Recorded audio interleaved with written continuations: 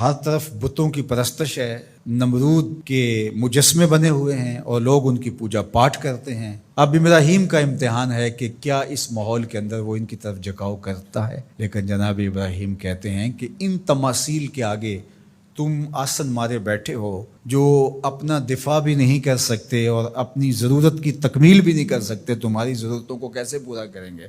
تو یہ میرے رب نہیں ہو سکتے۔ شمس و قمر کو، چاند کو، سورج کو، ستاروں کو پوجتے ہو، اچھا یہ چاند، یہ ستارے رب ہے؟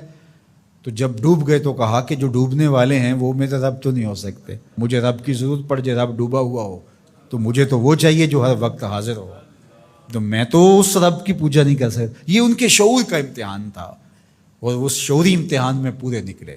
پھر اس کے بعد اگلا امتحان تھا کہ وہ اس شعور کو بیان کرنے کی طاقت بھی رکھتے ہیں کہ نہیں۔ پھر بت کدا ٹوٹتا ہے، نمرود کا دربار سجتا ہے، اور وہاں جو خطبہ حضرت ابراہیم نے دیا زمانے نے سنا، جب کلہاڑا اس بڑے بت کے کندھے پہ رکھ دیا اور باقی سارے بتوں کا تیا پانچا کر کے رکھ دیا، جب وہ میلے سے واپس آئے تو ابراہیم بڑی بے نیازی سے بولتے ان کے بڑے نے کیا ہوگا، دیکھو اسلحہ تو اسی کے کندھے پر ہے۔ تو وہ کہنے لگے ابراہیم تو جانتا ہے یہ بولتے نہیں ہیں، اور حضرت ابراہیم یہی تو لانا چاہتے تھے۔ پھر جو خطبہ دیا، اف لکم ولما تعبدون من دون اللہ افلا تعقلون، افسوس ہے تمہارے اوپر اور افسوس ہے ان پر جن کو تم اللہ کے علاوہ پوجتے ہو، افلا تعقلون، تمہاری کھوپڑی میں دماغ نہیں ہے۔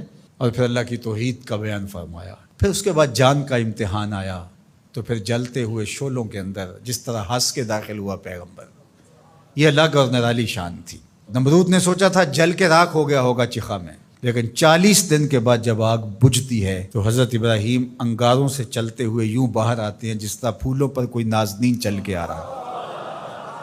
پھر 87 سال عمر ہے، اللہ تعالیٰ پھر حضرت ہاجرہ کے بطن سے حضرت اسماعیل کی صورت میں اولاد عطا کرتا ہے۔ اب اتنی بڑھاپے کی عمر میں اولاد نصیب ہو تو انسان کا جی چاہتا ہے سارے کام کاج چھوڑ کے گھر بیٹھ جاؤں اور میں اپنی اولاد کے چہرے کی بلائیں لوں، لیکن حکم ہوتا ہے اپنی زوجہ کو بھی اور اپنے نو مولود بیٹے کو بھی ایسی وادی میں چھوڑ آؤ جہاں کوئی سبزہ بھی نہیں ہوگا۔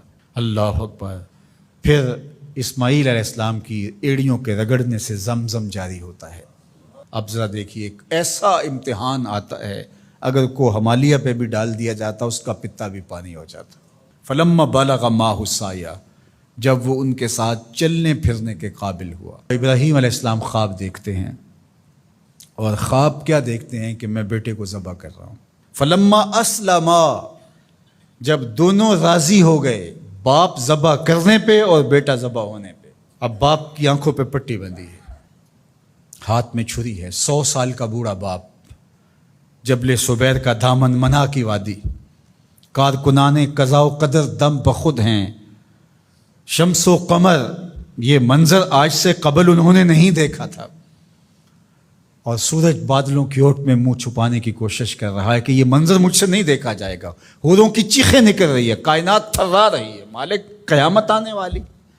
اور مالک بھی فرشتوں سے کہہ رہا تھا کہ تم کہتے تھے نا کہ سجدے ہم کریں گے، تسبیحات ہم کریں گے، انسان تو دینگا مشتیاں کرے گا، ذرا میرے بندے کی اس ادا کو بھی دیکھو، میرے حکم کی تعمیل پر میرے بندے کی اس انوکھی ادا کو بھی دیکھو۔ چھری کی نوک حلق کے اوپر رکھ کے پورا وزن ڈال دیا، گلا کٹ گیا، خون بہنے لگا۔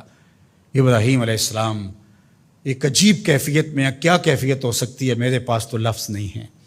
اللہ اکبر۔ جلدی سے جو ہے وہ آنکھوں سے پٹی کھولتے ہیں تو دیکھتے ہیں کہ منظر بدلا ہوا ہے۔ بیٹا سمجھ کے جس کو ذبح کیا وہ تو دمبا تھا، اور اسماعیل علیہ السلام پاس کھڑے مسکرا رہے ہیں، اور پاس حضرت جبریل امین بھی کھڑے ہیں۔ یہ اس بات کا عملی ثبوت ہے یہ وہ دمبا لے کے آئے ہیں۔ تو بے ساختہ جناب ابراہیم علیہ السلام کی زبان پر جو لفظ آیا وہ یہ تھا، اللہ اکبر، اللہ اکبر۔ تو حضرت اسماعیل بولے لا الہ الا اللہ واللہ اکبر، پاس کھڑے جبریل بولے اللہ اکبر وللہ الحمد۔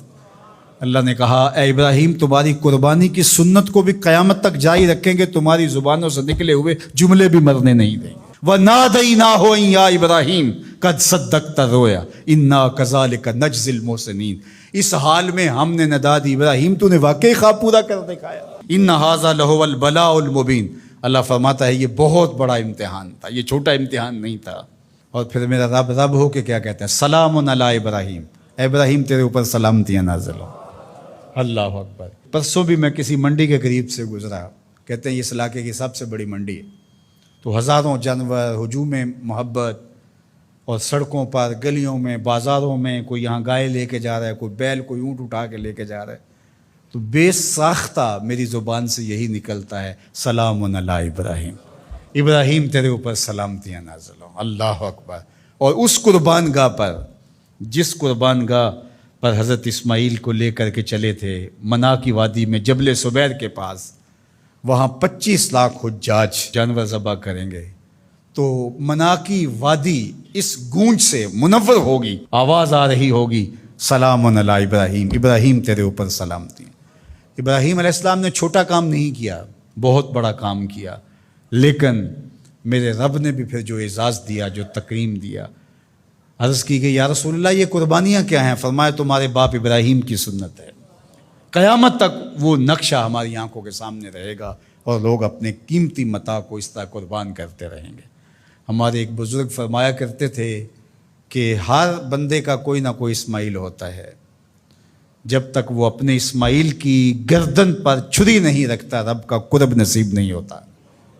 تو اپنی عزیز ترین متاع اللہ کی راہ میں قربان کرنے کا موقع آ جائے، وہ جان ہو، وہ اولاد ہو، وہ مال ہو، وہ منصب ہو، جب حالات تقاضا کریں اور آپ کو لگے کہ میرے مالک کا مجھ سے یہ تقاضا ہے، تو راہ خدا کے اندر قربان کرنے کا جب یہ جذبہ اس لیول تک پہنچ جائے، تو پھر آپ اس نور سے مالا مال ہوتے ہیں، اس فیض سے فیض یاب ہوتے ہیں۔